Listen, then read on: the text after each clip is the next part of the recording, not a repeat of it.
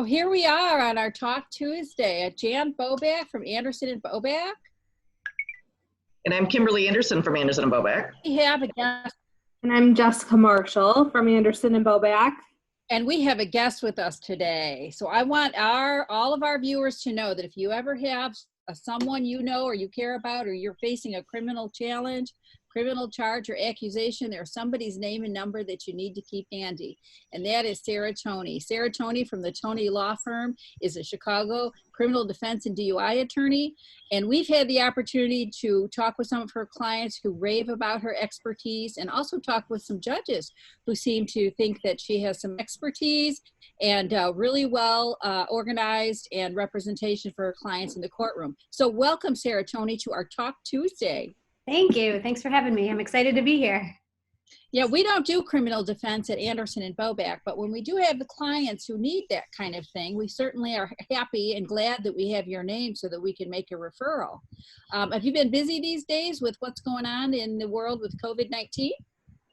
You know, it's been interesting. I never thought there would be a world where police wouldn't be making as many arrests. But, crime kept happening. But up until we had some of the protests, the arrest rate was way, way down.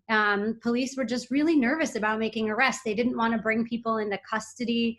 I'm sure you've read about how Cook County Jail was a little bit of a hotbed for COVID.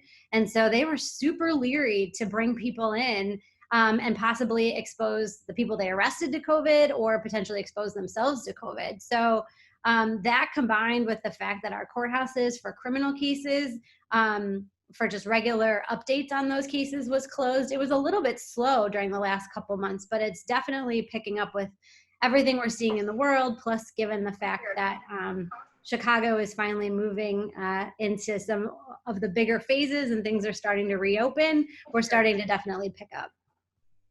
I was wondering if the arrest rate was down because people were just sheltering in place, but I guess I never thought of that. Police just didn't want to bring people in. Yeah, I never, if you'd asked me in January, I'd be like, there's never a world where that's going to happen. They're always going to make arrests. But, especially in the DUI context, there are police officers out there, Illinois State police officers, that are making one arrest a night, sometimes up to 3 arrests a night, because, they're sitting on the side of the road. They're looking for people that are swerving or don't have the lights on. That totally stopped. They stopped proactively doing those patrols during this time. And basically, you had to fall into their lap and kind of force their hand in order for them to arrest you during the last couple months. Like, we saw some arrests when you got into an accident, when the police were like, well, now we have no choice. We have to arrest you for DUI because you've crashed. We've now had an interaction. But yeah, DUI arrests were down. Even some of the domestic violence arrests were down. So it was a huge shock. What's the main thing you're seeing now then? We're definitely seeing the domestic battery arrests picking up, and we're starting to see the DUI arrests pick up as the restaurants are starting to open up and people are out drinking. People are also going to see friends and family more often.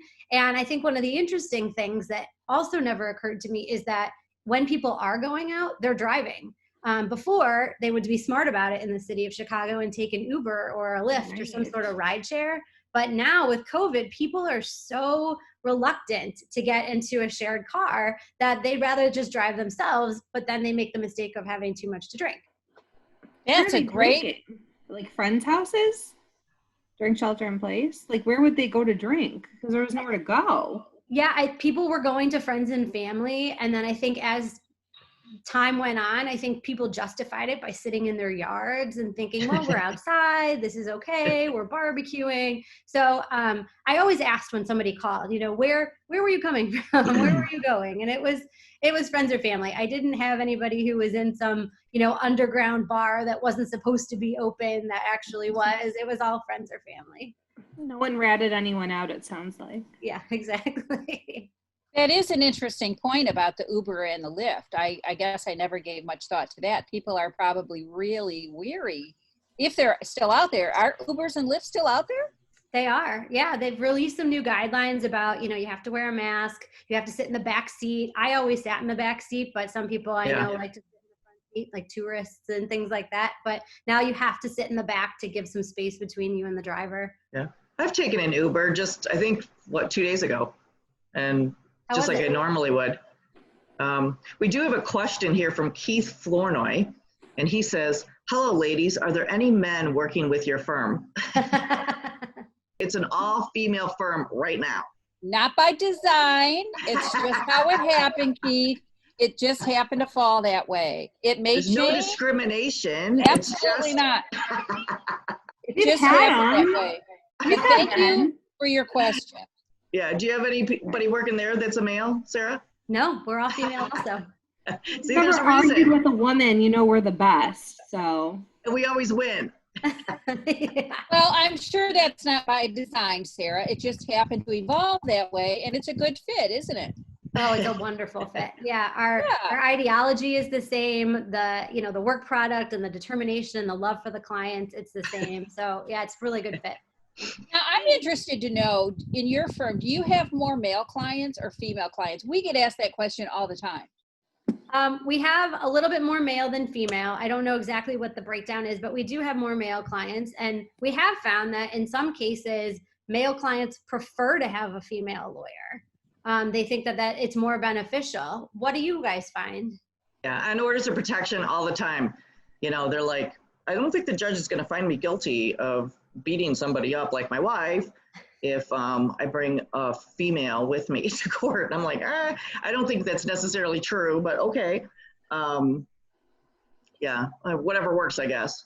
But we do have those clients that'll come in and say, I want a woman, a lawyer. We have women come in and say that. I don't know what their reasoning is, but yeah, you're right about that. But I would just be thinking, I just think when somebody gets a DUI, you probably have more male people getting DUI. Is that like a prejudicial statement? No, it's really, yeah, they must just drive worse than women, because it's whatever Drink attracts more. the officer to the car. So it's the speeding typically, technically, this is really interesting. Speeding is not an indicator of being under the influence, but it causes you to get stopped for speeding. So it's not a clue of intoxication, but you'll certainly get pulled over. That, and then the weaving without signaling, that'll do it. Yeah. And Here's a question though, online, for Mr. Shake. Can a previous criminal offense from 20 years ago affect a current custody case? Maybe that's going to take both of us, Sarah, to answer that, because I don't know if you know anything about the custody case, but what about having a criminal offense from 20 years ago? Yeah, I mean, that's really subjective I can answer that, on the job front. And certainly, depending on what it is, the expungement and the sealing regulations over the years have gotten a lot better. It used to be really stringent, but now it's case by case. And you can expunge or seal almost everything as long as it's not a violent offense. An order of protection is an exception to that, though. What are you guys seeing on the custody side? Yeah, some from 20 years ago. Yeah, it would depend on the offense, of course. I mean, if it was like something like murder, I think that's going to have a different, thought process with the court than something like, drinking and driving but it kind of just depends on the facts in the case. It depends on, what's going on. But it could. I just think the age of it. What do you think, Jessica? I would think the age wouldn't make it very relevant at this point. I think I agree with you that it depends on the crime, but there is this overarching rule that a judge can't consider anything that doesn't directly affect your kids or have an impact on your kids. So the example I give is, I guess I'm going to make up an example because I don't have an example I give, but a good example would be, you were engaged in a crime, the child wasn't with you, the child knows nothing about it. It doesn't impact them in any way unless you're under the influence when you're with them. You could argue that doesn't impact them. So I think it kind of depends. If you did something to a kid, then maybe you've got a problem, but it depends on the type of crime. Right. It shouldn't, but anything that doesn't directly impact the child shouldn't be something that's considered. Right. And the courts are going to look at what's going on now, and something 20 years ago doesn't seem that relevant, but you can rest assured it's coming up. For sure. Yeah. Rest assured it'll come up. Which, the other thing I wanted to be sure and talk about, Sarah, is orders of protection. I know you do orders of protection on the criminal side, and we work on orders of protection on the civil side. Or do you do the civil ones as well? We do both. Okay. Have you noticed, what's the difference between the civil one and a criminal one? Well, there's not a ton of difference, but the way that it it is brought about is the main difference. The criminal ones are the ones that result from a domestic battery. So in the moment you call the police, somebody gets arrested for a domestic battery. They, in Cook County, you have to do a mandatory overnight stay in the Cook County jail.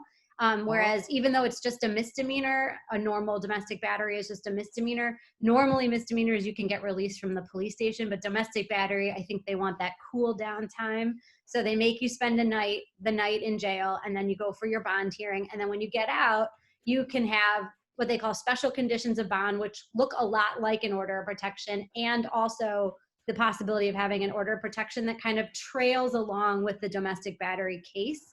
And it's just like what you would ask for in a civil, like, stay away order from people, children, pets, certain houses, work, vehicles, things that you could ask for in a civil. But the difference is it kind of trails along with the domestic battery. So when you go for the first court date for the domestic battery, the judge will say, do you want to have a hearing on the order of protection, or do you want it just to kind of float along with the domestic battery case as that goes on? And then typically when the domestic battery gets resolved, the order of protection can get resolved with it, whether it's a dismissal, whether you have a hearing on it, whether you agree to it. We have never agreed to an order of protection with a criminal case because we always strive to have them dismissed if, along with the domestic battery. Are the violations the same though, whether it's a civil or a criminal? Yeah, the violations are always criminal when you violate an order of protection. So same thing. I mean, we've had poor clients, who sent a card in the mail, and, because it's no contact, that's still a violation. And so it's in it. And then even if it was a civil order of protection, it becomes a criminal violation as a separate case that then is heard. And it's tough.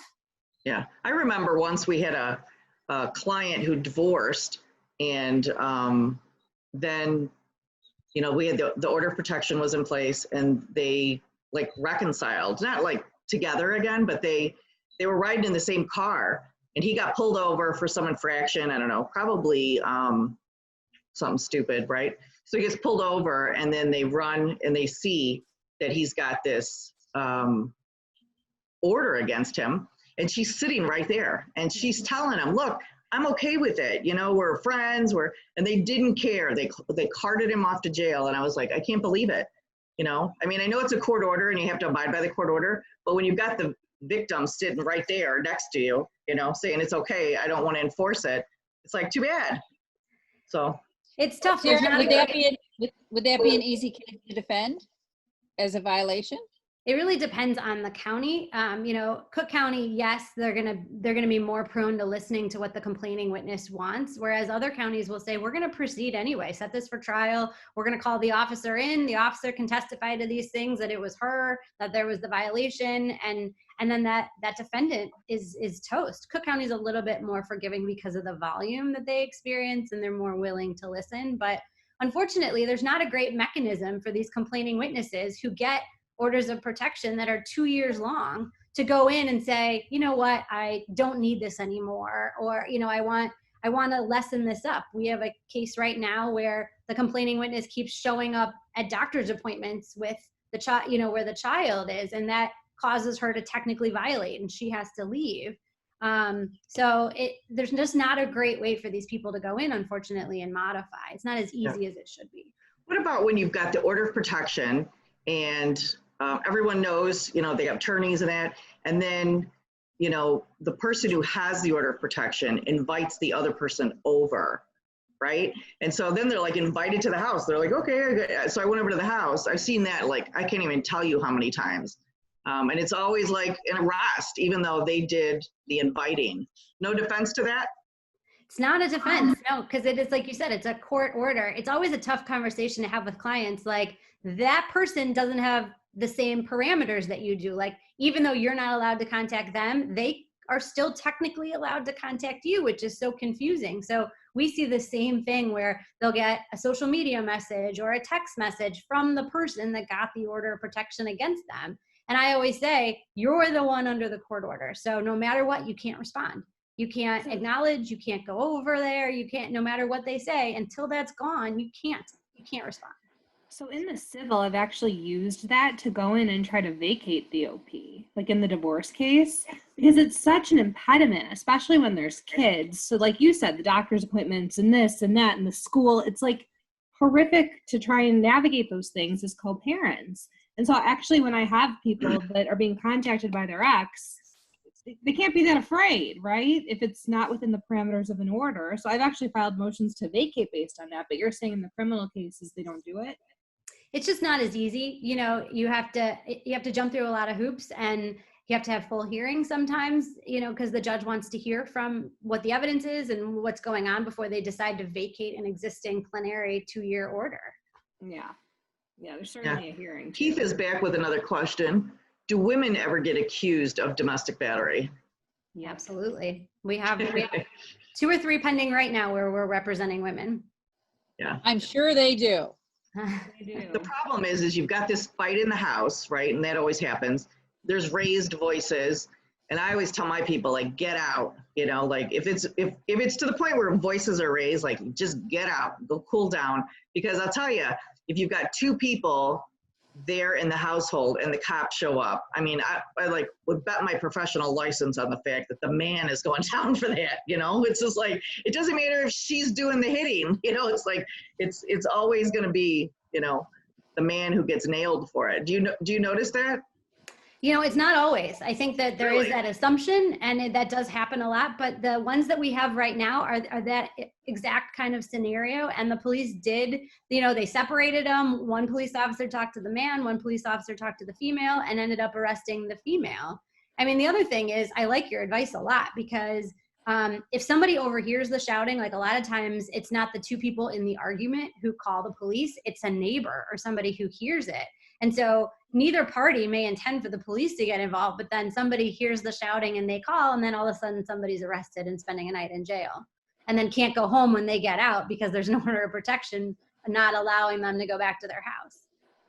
My favorite ones are like new spouse or new girlfriend against ex-spouse or ex-girlfriend. So the 2 of them are fighting and the man has like nothing to do with it. Believe me, one of them will be charged. Right. So you don't have yours at 555 West Harrison, or do you? We do. Yes. Criminal ones? Yes. Okay. And is that where the underlying criminal case is as well, or no? That's where domestic battery cases are if they're in Chicago. Yeah. And then as you go farther, you know, north, south, west, you can also have those same cases in the other district courthouses like Maywood or Skokie or Markham. But downtown, we're also at 555. We're just on the 4th floor. Well, And I know what sorry, do you want to go, Jeff? Well, I was just wondering now, in our areas, when we do an order of protection and we file for divorce, they're consolidated. So when you're in there on an order of protection and a divorce is filed, do you ask for it not to be consolidated? It really is case specific.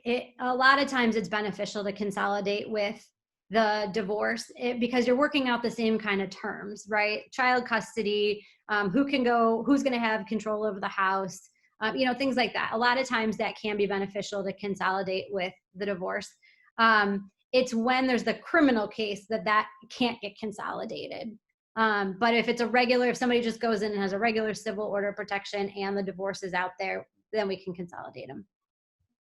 I tell you, Sarah, to kind of have some little fun at the office, we have this thing called the funny box, and anything that kind of makes us laugh, right? We put it in the box, and then you're having like a crappy week or whatever, you like open up the box and you see all kinds of fun stuff that you like remembered, you know, doing that we put in year by year by year. So I want to know, like, A, do you have a funny box? And B, tell us a funny story. Oh, geez. We do not have a funny box. You know, Need one.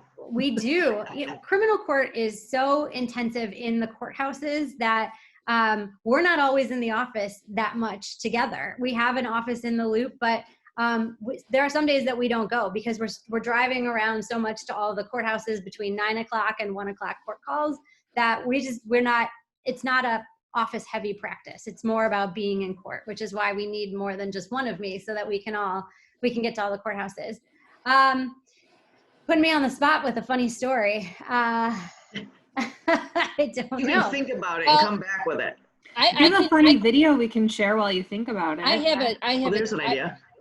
I have an idea, Sarah. Sarah and I are in a networking group together, and she showed us how she does, or how the police officers do, the testing on the side of the road. And so she had 3 people ingest some substances, and she showed us how they did the roadside. What do you call those tests on the road? Sobriety? Field sobriety test. The field sobriety test. And it's also my understanding. So Sarah, that was a very great demonstration. You are also trained to do that. Is that correct? Yes, I went through officer training for field sobriety tests. So went through the same thing that they did, which is both in person and, well, it's all in person, but there's live subjects and it's also pencil and paper testing. And you have to pass each chapter, and then you can be essentially certified to administer field sobriety tests. And you did that for purposes of representing your clients, right? I did. Mm-hmm. Yeah, and you've got to be an expert at that. Yes, it's very black and white. You cannot deviate from the rules. So once you know what they are, those are the rules, and then that helps watch the videos of our clients to know if they were administered correctly, because you can't just make up a test and then make up whether they passed or failed it. It has to be exactly the way that the tests were designed, because they've been scientifically tested since the 70s. And if you administer them wrong, they're meaningless. And a lot of times, you know, in the field, when it's raining or cold or on the side of the road, the police officers don't do it correctly. And then they try to say the client failed, which is wrong, because it's basically a made up test if you don't follow the instructions. Is one of the tests like saying the alphabet backwards? Because I don't know if I could do that sober. No, so that's a made up test that doesn't carry any weight. There's only 3 standardized field sobriety tests. That's not one of them. They just decide to see if you can do it or not. We don't see it very much in Chicago. I see it more in the suburban police officer forces that do that. What's the 3 tests? So one is an eye test, where they test for the jerking of the eye. Because if you're impaired by alcohol, the eyes will jerk as they follow, although there's 28 other reasons your eyes might naturally jerk. So there's an eye test. You have to keep your head still.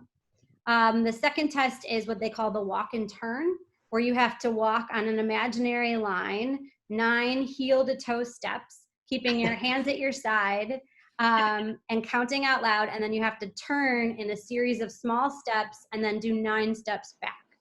So that is both like a balance test and a test that registers your ability to follow instructions. A lot of times people will do 9 or 10 or 11 steps, or they'll get to the turn and they'll stop and go, what am I supposed to do now? Or occasionally we'll have, you know, the funny video where somebody walks backwards instead of turning and walking forward.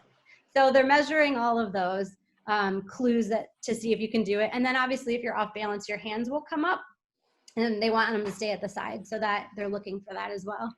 And then the third test is a standing on one leg test, which is hard because a lot of people can't stand on one leg. You have to pick a leg and keep it 6 inches off the ground for essentially 30 seconds, keeping your hands at your side. But they want you to count in a specific way. You have to count 1, 1001, 1, 1002, 1, 1003 until he tells you to stop. And so if you put your foot down or if you hop, those are all bad things to do. I don't think I could do that one sober. That's a common response. So are those tests used for alcohol or marijuana? Is there something new now that marijuana is out there to test for? That's a really, really good question. So the tests are only validated for alcohol. They've done studies since the 70s, and they did that by what they call dosing people with alcohol. And then that's how these were created. However, Illinois, when we legalized marijuana, they felt like, well, we need a way to be able to tell if somebody's driving under the influence of marijuana. So what they did is there's a statute that basically says field sobriety tests shall be used to determine impairment for marijuana, even though they're completely meaningless for marijuana at this point. And there are no actual studies or roadside tests that have been developed for marijuana. But just to have something to do with medical marijuana being passed and then the legalization, they said they can use those tests, but they're meaningless for marijuana. Are you seeing that? Are you seeing arrest for people being arrested because they fail a roadside test based on use of marijuana? Yeah, it's obviously still so new, and COVID kind of screwed everything up. So we're 6 months in, but we're not nearly at the place where we should be with dispensing enough marijuana and then also with arrests. But yes, a lot of what we're seeing is people who ingest marijuana, whether they smoke or have an edible, but then also consume alcohol, which heightens the effects. And so it's a lot easier for police to just charge a DUI and add alcohol in, because they're pretty sure they could get the alcohol conviction or guilty plea more than the marijuana, but it's starting. And there are police officers that have specialized drug training. They're called drug recognition experts, or there's this A-RIDE training, they call it but in Illinois, or at least in the Chicagoland area, we do not have a lot of officers that have gone through that training. And they look at, pupil size and trying to determine if you're on a stimulant or a depressant. But generally, we just have regular cops that are administering these alcohol field sobriety tests and then arresting people. When I first got out of law school, I was a prosecutor, and I did prosecuting DUI. And the trial that stands with me forever is the one where I had the officer on the stand, and he said he, applied this sobriety test, and he looked at the guy, and he said he had glassy eyes, and so the defense attorney gets up, and he makes a big show of all the, sobriety tests not being done correctly. And then he says, and did you hear the officer say that you had glassy eyes? And he goes, yes, I did. And he goes, did you have glassy eyes that night? And he goes, yes, I did. And we're all like, whoa, like he's admitting it. And the dude pops out his eye. Stan, we couldn't believe it. I mean, we were all just standing there going, oh my God. Yeah, and I lost that trial over this dude's glassy eye. It's like, come on, really? It's a great parlor trick. Oh my God, it was hysterical though. I mean, later on, we all were like, could you believe it? So I keep getting a lot of questions from clients now that marijuana is legal in Illinois about expungement of past issues. Is that something they have to actually go and do, or is it automatically taken care of? It depends what it is a conviction for. So if it's 30 grams or under, it's automatically expunged. Mm-hmm. If it's more than that, but under 500 grams, then you have to physically go in and do it. But they are doing some automatic expungements, which is great. Are they converting some of them into other charges? No, not that I know of. No, they're just expunging them, getting rid of them. All right, there's a question there. We have a question that asks, for you, Sarah, can expunged records be found and released? What does that mean, released? Well, if it's expunged, doesn't that mean it doesn't exist? Yes, and you can, in immigration situations, people will expunge it and then realize, oh no, I needed the file. So you have to go in and ask to have it unsealed in order to get those documents, and that is possible. It's certainly not easy, especially in Cook County with, how complex the records are and wherever hole they go to for storage once they're expunged. But they're not completely destroyed, because you can go in and unseal them and then you have to reseal them. But it is possible and the only time I ever see that is for immigration purposes. Okay. It's not for purposes of using it against someone once it's expunged. No, there's no way that you could do that. Okay. And yeah, the only way to get to it is if you go in yourself and unseal it to get access to those documents. But another person could never unseal somebody else's. You can only get access to your own expunged record. Yeah. That's good to Jan, know. I had a question for you. We had a custody evaluator ask, is there any criminal, background, and my guy says, yes, there is, but it's expunged. So my lawyer told me not to tell you. Drag me into it. It's like, what? So what do you do, in a custody evaluation if you've had an expungement? I mean, Jan, would you have him admit it? I'd say I had an expungement. I'd say I have an expungement. Yeah. Okay. Without right. putting the part about me. No, I mean, it's been expunged. There's reasons that they expunge things. They only expunge certain things. And if you're following the rules and you're doing it the right way, yeah. But, Sarah, Kim makes a good point. If you never mention it, no one's going to find out, right? You don't have to mention it. I mean, that's the purpose of the rule. You don't have to acknowledge an arrest or a crime that's been expunged. So I'm not aware where there's exceptions in custody things for it, but in general, you don't want to look like a liar. That would be the worst thing. That's the whole purpose, is to wipe it clean. But maybe that's a good point. Sarah makes is, like you say, Kim, it's been expunged. That means it never existed. Right. So why mention it? Well, it's a direct question, right, from the custody evaluator. Is there are there any criminal convictions in your background? And if he says, no, there isn't, because technically it's not because it's been expunged. I don't think you can expunge a conviction. You can't, well, you can seal it. And then in certain convictions you can, but it's like very limited for like a second Most convictions, yeah, most convictions aren't, these expungement is just for not convictions, it's my understanding, just other things. So It what's the depends on the difference crime, and you between- can seal convictions. Yeah, but you can't expunge them. But so you can expunge things that you like done court supervision, you've followed the rules, you've done your supervision, that you've waited a certain amount of time. But if you got a conviction for something, it's not expungible. Then what's the difference between the sealing and the expunging? Can you still see both when you pull the record? You can't see either. The sealing is just not as in depth as the expungement, but for a regular person's purposes in terms of custody or job interviews or anything like that, they're essentially the same. Nobody can see them. You can't get access to them. Not nobody. Most people can't get access to them. Law enforcement and things can. But Yeah. And if you're on a job interview, there's nobody to like rat you out that you're a liar, right? So they do the background check. They don't see anything. They're like, okay, the guy's legit. But in a custody evaluation, or you're in court with domestic relations, you've always got the other side. Who knows, right? And so they're like, they rat you out. And then when the custody evaluator asks you and you say, it makes you look like you're evasive or something, which doesn't seem quite fair.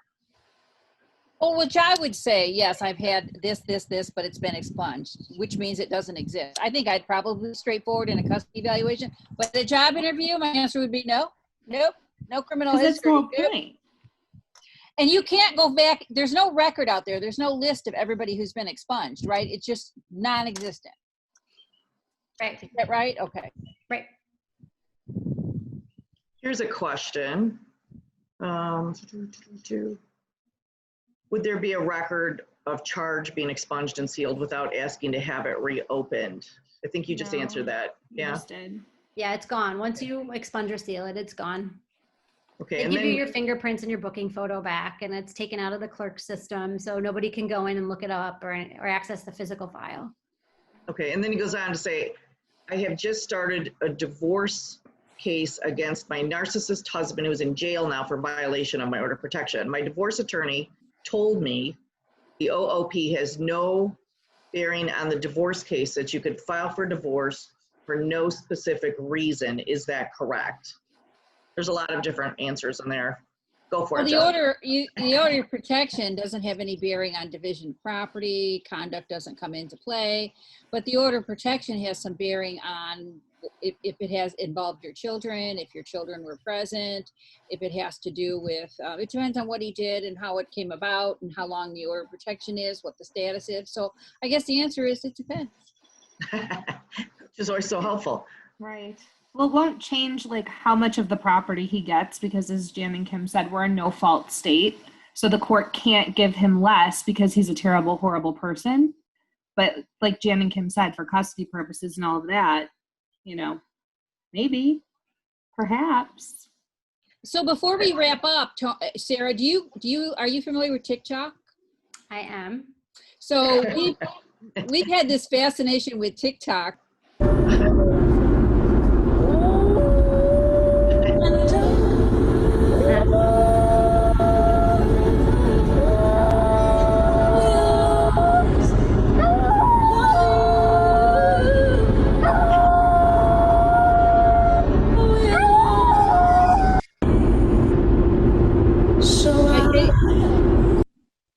If singing Whitney Houston was a field sobriety test, that dog would fail. Right. I wish we had Right. Jessica's queued up. Jessica did a TikTok that was absolutely hysterical. It was Oh, about man. working from home, but We'll be asking for yours later, Sarah.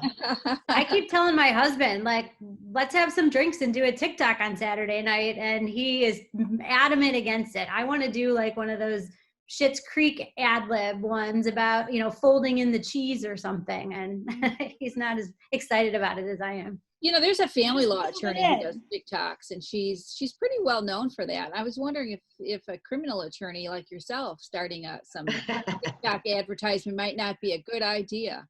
Everybody's paying attention. It's my new COVID obsession. It's new for me. I wish someone would have introduced me to it. I know, but Yeah. I I'm think glad it hasn't hit me. I've got enough distractions on a normal day. Well, thank you for joining us, Sarah. It's been a pleasure having you. Thank you for Get a having funny me. box, Sarah. Yeah, get a funny box and start adding to it. You'll be glad you did in about 10 years when you look through it. It's a great idea. Seriously. Okay. Well, happy Tuesday. Thank you, Sarah, for joining us. And until we can see each other in person, stay safe. Yeah, next week we're doing what? Introduction of the associates at Anderson and Boback. So that'll I be think our interesting. associates are going to be joining us Yeah. next Tuesday. So there'll be a lot of us next Tuesday. It'll be great fun. So be sure and tune in and not only meet our associates, but see our new TikTok choice. For those of us who are obsessed with it. Yeah. Okay. Okay. Bye. Thanks, Sarah. Bye. Thank you. Thanks, guys.